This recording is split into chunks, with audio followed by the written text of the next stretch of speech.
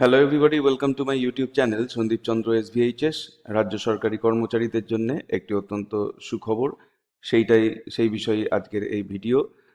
যে নোটিফিকেশন প্রকাশিত হয়েছে বা রেজলিউশন বলা যেতে পারে পশ্চিমবঙ্গ সরকারের অর্থ বিভাগ অডিট শাখা থেকে, হাওড়া 22 জুলাই 2026, এবং তার নাম্বার হচ্ছে 2657F(P1). সংকল্পপত্র বা রেজলিউশন পড়বো তার আগে বলবো যে এই যে রেজলিউশনটি, এটা 7th পে কমিশনের। এখানে অত্যন্ত সংক্ষিপ্তভাবে যে ডিটেলসগুলো দেওয়া আছে, যার ডিটেলস নোটিফিকেশন কলকাতা গেজেটে প্রকাশিত হবে আর কিছুদিনের মধ্যেই। যারা চ্যানেলে নতুন এসেছেন তাদেরকে বলবো চ্যানেলটিকে সাবস্ক্রাইব করে রাখুন, যাতে পরবর্তীকালে এই ধরনের ভিডিওর লিঙ্ক আপনারা সরাসরি পেতে পারেন। দেখুন কি বলা হয়েছে সংকল্প বা রেজলিউশনে। রাজ্যপাল নিম্নলিখিত ব্যক্তিদের সমন্বয়ে সপ্তম বেতন কমিশন বা 7th পে কমিশন গঠন করতে পেরে সন্তুষ্ট হয়েছেন। 1 নম্বরে আছেন চেয়ারপারসন শ্রী অতনু চক্রবর্তী IAS, অবসরপ্রাপ্ত সচিব, ভারত সরকার অর্থমন্ত্রক, অর্থনৈতিক বিষয়াবলী বিভাগ। সদস্য রয়েছেন doctor Partha Mukhopadhyay, senior fellow, centre for policy research. আরেকজন সদস্য রয়েছেন ডক্টর পার্থপ্রতিম পাল, অর্থনীতি বিভাগের অধ্যাপক, IIM ক্যালকাটা বা কলকাতা। সদস্য সচিব হচ্ছেন শ্রী দেবী প্রসাদ কর্ণম, IAS, সচিব, পশ্চিমবঙ্গ সরকার অর্থ বিভাগ। পয়েন্ট 2-তে বলা আছে রাজ্যপাল আরও সিদ্ধান্ত গ্রহণ করতে পেরে সন্তুষ্ট হয়েছেন যে বেতন কমিশনের বিবেচ্য সমূহ টার্মস অব রেফারেন্স নিম্নে প্রদত্ত হলো। 2.1-এ বলা হয়েছে রেশনালাইজেশন, যুগোপযোগী ও যুক্তিযুক্তকরণ, সমসাময়িক প্রয়োজনীয়তা এবং বিভিন্ন দপ্তর, প্রতিষ্ঠান, সংবিধিবদ্ধ, যাদেরকে বলা হচ্ছে স্ট্যাটিউটরি সংস্থা, অসংবিধিবদ্ধ সংস্থা, পশ্চিমবঙ্গ সরকারের প্রশাসনিক নিয়ন্ত্রণাধীন কর্পোরেশন সমূহের বিশেষ চাহিদার কথা বিবেচনা করে এবং নিম্নলিখিত শ্রেণীর কর্মচারীদের ক্ষেত্রে বর্তমানে প্রাপ্য সুযোগ সুবিধার সামগ্রিক প্যাকেজ বিবেচনায় রেখে নগদ বা অন্য কোনো প্রকারের বেতন, ভাতা এবং অন্যান্য সুবিধাসহ অন্যান্য প্রাপ্য সুবিধাবলীর এমোলিউমেন্টস কাঙ্ক্ষিত ও সম্ভাব্য পরিবর্তনসমূহ পরীক্ষা করা এবং সুপারিশ করা। এতে বলা আছে পশ্চিমবঙ্গ সরকারের নিয়ম প্রণয়ন নিয়ন্ত্রণাধীন কর্মচারীবৃন্দ, তবে সর্বভারতীয় সেবার বা অল ইন্ডিয়া সার্ভিসেস সদস্যগণ, পশ্চিমবঙ্গ বিচার বিভাগীয় সেবার বা ওয়েস্ট বেঙ্গল জুডিশিয়াল সার্ভিসের সদস্যগণ এবং যে সকল সেবার কর্মচারীদের ক্ষেত্রে UGC বা AICTE বা ICAR এর বেতন কাঠামো প্রযোজ্য, তারা এর অন্তর্ভুক্ত হবেন না। বিতে বলা আছে পরিশিষ্টে বা অ্যানেক্সচারে উল্লেখিত সংবিধিবদ্ধ সংস্থা, পর্ষদ, যাকে বলা হচ্ছে ইংলিশে বোর্ড, কর্পোরেশন ইত্যাদির কর্মচারীবৃন্দ এবং সেই সব প্রতিষ্ঠানের কর্মচারীবৃন্দ যেগুলি পরবর্তীতে বিজ্ঞপ্তি জারি করে জানানো হতে পারে। 2.2-তে বলা হয়েছে উপরিউক্ত শ্রেণীর কর্মচারীদের চাকরির শর্তাবলী পরীক্ষা করা এবং সরকারি চাকরিতে মেধাবী ব্যক্তিদের আকর্ষণ ও ধরে রাখার উপযোগী একটি বেতন কাঠামোর পরামর্শ দেওয়া। এটি কর্মসংস্কৃতিতে দক্ষতা, জবাবদিহিতা ও দায়িত্ববোধ বৃদ্ধির দিকে পরিচালিত করবে এবং কর্ম ও ব্যক্তিগত জীবনের ভারসাম্য, ওয়ার্ক লাইফ ব্যালেন্স নিশ্চিত করবে। 2.3 মহার্ঘ ভাতা, ডিয়ারনেস অ্যালাওয়েন্স পর্যালোচনা করা এবং প্রস্তাবিত বেতন কাঠামোর জন্য একটি উপযুক্ত ফর্মুলা বা সূত্র সুপারিশ করা। এছাড়াও বর্তমানে কর্মচারীদের মূল বেতনের অতিরিক্ত হিসাবে প্রাপ্য ভ্রমণ ভাতা, ট্রাভেলিং অ্যালাওয়েন্স সহ বিদ্যমান বিশেষ ভাতা এবং অন্যান্য ভাতা ও ছাড়সমূহ পর্যালোচনা করা এবং ভাতার বহুলতা দূর করে সেগুলির যুক্তিযুক্তকরণের বা রেশনালাইজেশনের সুপারিশ করা। উপরোক্ত বিষয়গুলির প্রেক্ষিতে বিদ্যমান কর্মচারীদের ক্ষেত্রে প্রস্তাবিত বেতন কাঠামোয় প্রারম্ভিক বেতন নির্ধারণ, ইনিশিয়াল পে ফিক্সেশন পদ্ধতি এবং বিদ্যমান পেনশনভোগীদের জন্য পেনশন সংশোধনের পদ্ধতি সুপারিশ করা। 2.4 কার্যভিত্তিক বা ফাংশনাল এবং অকার্যভিত্তিক বা নন ফাংশনাল উভয় প্রকারের বিদ্যমান পদোন্নতি নীতিসমূহ এবং সম্পর্কিত বিষয়গুলি পরীক্ষা করা এবং পদোন্নতির মানদণ্ড, দক্ষতা ও উৎপাদনশীলতাকে যেখানে প্রযোজ্য বিবেচনায় রেখে এবং জনগণকে প্রাধান্য প্রদান, সামাজিক জবাবদিহিতা ও প্রশাসনের দক্ষতা বৃদ্ধির অগ্রাধিকারকে বিশেষ গুরুত্ব দিয়ে উপযুক্ত ও সম্ভাব্য পরিবর্তনের প্রস্তাব করা। 2.5 বিদ্যমান মৃত্যুসহ অবসর সুবিধা ডেথ কাম রিটায়ারমেন্ট বেনিফিট প্রকল্পের অধীনে পেনশন এবং সংশ্লিষ্ট সুবিধাবলী, যার মধ্যে চিকিৎসা সুবিধাও অন্তর্ভুক্ত যদি থাকে, যা বর্তমানে উপরিউক্ত শ্রেণীর কর্মচারীদের জন্য প্রযোজ্য তা পর্যালোচনা করা এবং কাঙ্ক্ষিত ও সম্ভাব্য পরিবর্তনসমূহ সুপারিশ করা। 2.6 উপরিউক্ত শ্রেণীর কর্মচারীদের পাশাপাশি পেনশনভোগীদের বেতন ও চাকরি সংক্রান্ত অন্য যে কোনো বিষয় যা পরবর্তীতে সরকার কর্তৃক কমিশনের নিকট প্রেরিত হতে পারে তা পর্যালোচনা করা। 2.7 অন্যান্য বিষয়ের সাথে ইন্টার আলাইয়া নিম্নলিখিত বিষয়গুলি বিবেচনা করে উপরিউক্ত প্রতিটি বিষয়ে সুপারিশ প্রদান করা, যার মধ্যে রয়েছে 1 নম্বরে কেন্দ্রীয় সরকার, কেন্দ্রীয় রাষ্ট্রীয় সংস্থাসমূহ, সিপিএসই, অন্যান্য রাজ্য সরকার ইত্যাদিতে প্রচলিত বিদ্যমান বেতন কাঠামো। পয়েন্ট নাম্বার 2 দেশের অর্থনৈতিক পরিস্থিতি এবং রাজ্যে রাজস্ব বন্টনের বিন্যাস। পয়েন্ট নাম্বার 3 রাজ্য সরকারের সম্পদ এবং উন্নয়নমূলক কর্মকাণ্ড ও জনকল্যাণমূলক পদক্ষেপে রাজ্য সরকারের অঙ্গীকারজনিত ব্যয়ের চাহিদা। এবং পয়েন্ট নাম্বার 4 সংবিধিবদ্ধ সংস্থা, পর্ষদ, কর্পোরেশন ইত্যাদির পরিশিষ্ট অনুযায়ী সম্পদ এবং তাদের আর্থিক অবস্থার উপর এই সুপারিশগুলির সম্ভাব্য প্রভাব। 2.8 অষ্টম কেন্দ্রীয় বেতন কমিশনের 8th সেন্ট্রাল পে কমিশন এর সুপারিশ সমূহের বিষয়ে ভারত সরকারের সিদ্ধান্তও বিবেচনায় নেওয়া যেতে পারে। 3 নম্বর পয়েন্ট বলা হচ্ছে, কমিশন নিজস্ব কার্যপদ্ধতি প্রণয়ন করবে এবং রাজ্য সরকারের সাথে পরামর্শক্রমে যে কোনো নির্দিষ্ট উদ্দেশ্যে প্রয়োজনীয় মনে করলে উপদেষ্টা, প্রাতিষ্ঠানিক পরামর্শদাতা এবং বিশেষজ্ঞ নিয়োগ করতে পারবে। কমিশন প্রয়োজন বোধে যে কোনো তথ্য তলব করতে পারবে এবং সাক্ষ্য প্রমাণ গ্রহণ করতে পারবে।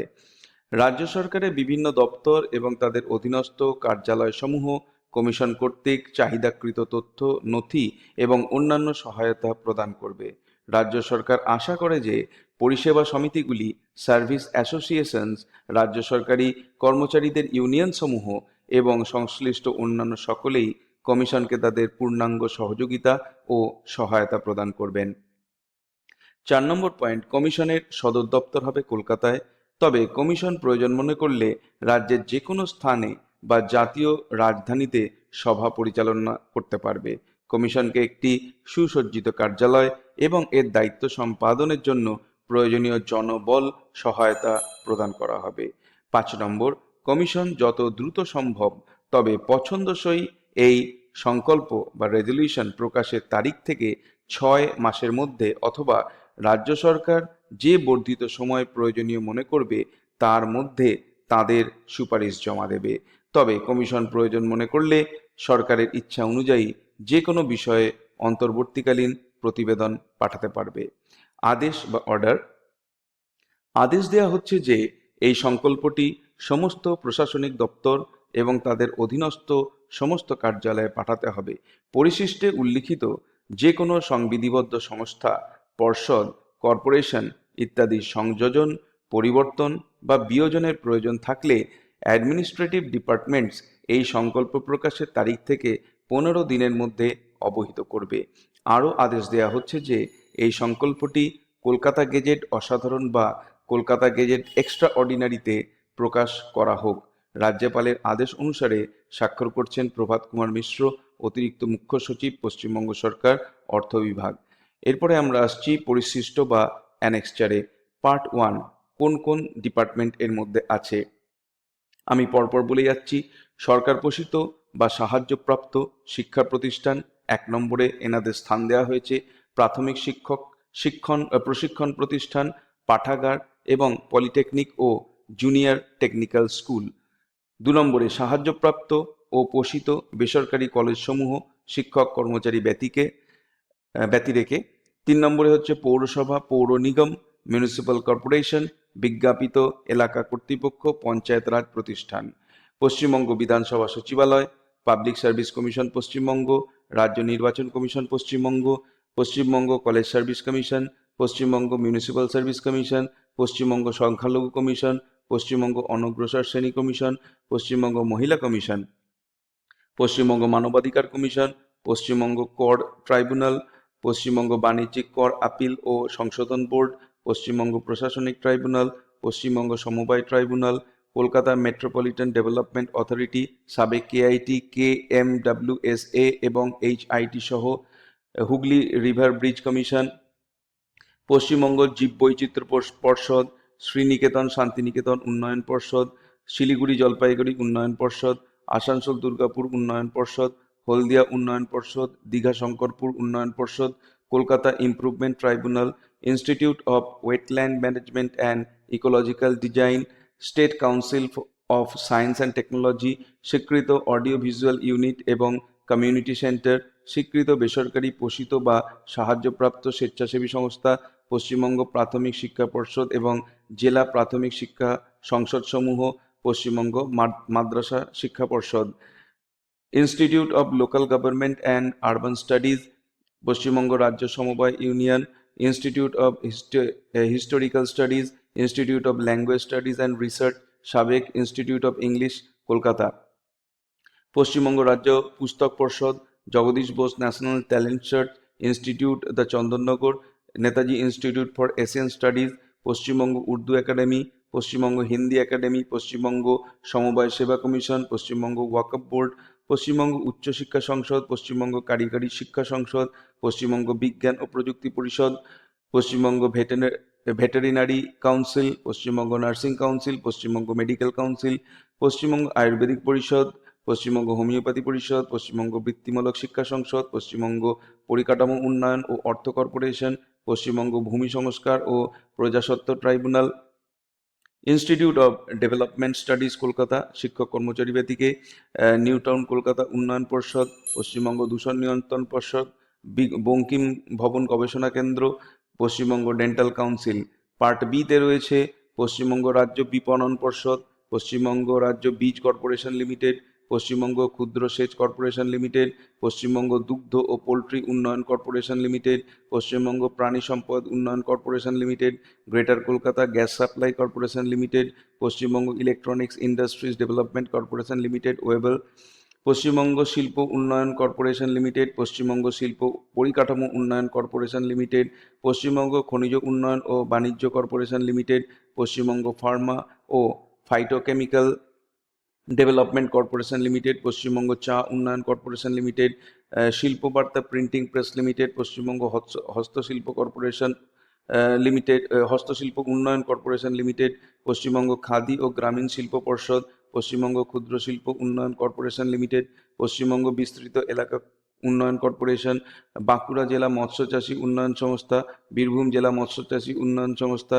বর্ধমান জেলা মৎস্যচাষী উন্নয়ন সংস্থা, কোচবিহার জেলা মৎস্যচাষী উন্নয়ন সংস্থা, দার্জিলিং জেলা মৎস্যচাষী উন্নয়ন সংস্থা, হুগলি জেলা মৎস্যচাষী উন্নয়ন সংস্থা, হাওড়া জেলা মৎস্যচাষী উন্নয়ন সংস্থা, জলপাইগুড়ি জেলা মৎস্যচাষী উন্নয়ন সংস্থা, মালদা জেলা মৎস্যচাষী উন্নয়ন সংস্থা, মেদিনীপুর জেলা মৎস্যচাষী উন্নয়ন সংস্থা, মুর্শিদাবাদ জেলা মৎস্যচাষী উন্নয়ন সংস্থা, নদিয়া জেলা মৎস্যচাষী উন্নয়ন সংস্থা, পুরুলিয়া জেলা মৎস্যচাষী উন্নয়ন সংস্থা, উত্তর দিনাজপুর জেলা মৎস্যচাষী উন্নয়ন সংস্থা, দক্ষিণ দিনাজপুর জেলা মৎস্যচাষী উন্নয়ন সংস্থা, উত্তর চব্বিশ পরগনা জেলা মৎস্যচাষী উন্নয়ন সংস্থা, দক্ষিণ চব্বিশ পরগনা জেলা মৎস্যচাষী উন্নয়ন সংস্থা, state fisheries development corporation limited, Paschimbanga মৎস্য corporation limited, Paschimbanga financial corporation limited, Paschimbanga বন উন্নয়ন কর্পোরেশন লিমিটেড, পশ্চিমবঙ্গ অত্যাবশ্যকীয় পণ্য সরবরাহ কর্পোরেশন লিমিটেড, পশ্চিমবঙ্গ আবাসন পর্ষদ, পশ্চিমবঙ্গ চলচ্চিত্র উন্নয়ন কর্পোরেশন লিমিটেড, পশ্চিমবঙ্গ শ্রম কল্যাণ পর্ষদ, Paschimbanga agro industries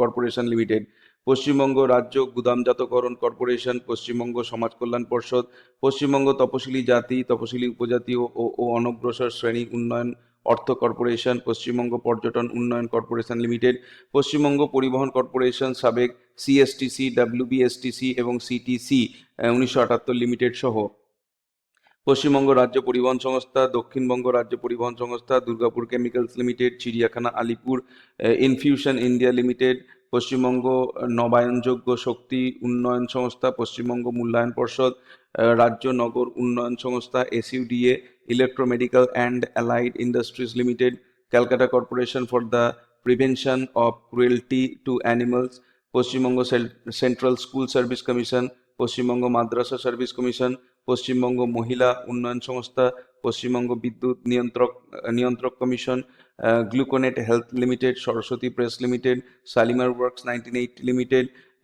wasting house Saxby Farmer limited, Britannia engineering limited, eastern distillery and chemicals limited, Paschimbanga রাজ্য তাঁতি সমবায় সমিতি limited, Paschim Dinajpur spinning mills limited, Kalyani spinning mills limited.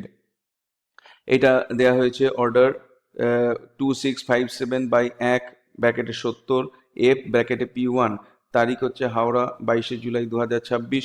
অবগতি ও প্রয়োজনীয় ব্যবস্থা গ্রহণের জন্য অনুলিপি প্রেরিত হলো Shri Atanu Chakraborty IAS, doctor Partha Mukhopadhyay senior fellow, centre for policy research, doctor Partha Pratim Pal অর্থনীতি বিভাগের অধ্যাপক IIM কলকাতা, শ্রী দেবী প্রসাদ কর্ণম, 5 আছে প্রধান মহা হিসাবরক্ষক পশ্চিমবঙ্গ ট্রেজারি বিল্ডিং, অতিরিক্ত মুখ্য সচিব প্রধান সচিব দপ্তর, মাননীয় রাজ্যপালের সচিব পশ্চিমবঙ্গ লোকভবন, মাননীয় মুখ্যমন্ত্রীর একান্ত সচিব প্রধান সচিব পশ্চিমবঙ্গ বিধানসভা সচিবালয়, সচিব পাবলিক সার্ভিস কমিশন, মুখ্য সচিবের senior PS Paschimbanga, pay and accounts officer Kolkata, pay and accounts officer 1, 2, 3, registrar ও DDO অর্থ হিসাব বিভাগ, শ্রী সুমিত মিত্র নেটওয়ার্ক অ্যাডমিনিস্ট্রেটর অর্থ বিভাগ। এই সংকল্পটি অর্থ বিভাগের ওয়েবসাইটে আপলোড করার জন্য স্বাক্ষর করা হয়েছে বিশেষ সচিব পশ্চিমবঙ্গ সরকারের তরফ থেকে 22/7/2026 তারিখে। তাহলে এই যে নোটিফিকেশন বা এই যে রেজলিউশন, এই যে অর্ডার, সেই অনুযায়ী আপনারা জানতে পারলেন যে আগামী 6 মাসের মধ্যে আশা করা যাচ্ছে 7th পে কমিশন হয়তো তাদের রিপোর্ট জমা দেবে এবং তারপরেই এটা ইমপ্লিমেন্ট হবে। কারা কারা এই 7th পে কমিশনের অন্তর্ভুক্ত হচ্ছেন তাদের একটা লিস্ট আপনারা দেখতে পাচ্ছেন, এবং এর যে একটা ডিটেলস নোটিফিকেশন সেটা কিন্তু আপনারা ক্যালকাটা গেজেটে বা কলকাতা গেজেটে আপনারা কিছুদিনের মধ্যে পেয়ে যাবেন। প্রাথমিকভাবে এই যে বিজ্ঞপ্তিটি প্রকাশিত হয়েছে সেটি আপনাদের সামনে তুলে ধরা হলো। ভিডিওটি ভালো লাগলে অবশ্যই এটাকে একটা লাইক করুন, চ্যানেলে নতুন এসে থাকলে চ্যানেলকে সাবস্ক্রাইব করার সাথে সাথে পাশের বেল বাটনে প্রেস করুন যাতে করে পরবর্তীকালে এই ধরনের ভিডিওর লিঙ্ক আপনারা সরাসরি পেতে পারেন। দেখা হবে নেক্সট ভিডিওতে। Till then good bye and thank you.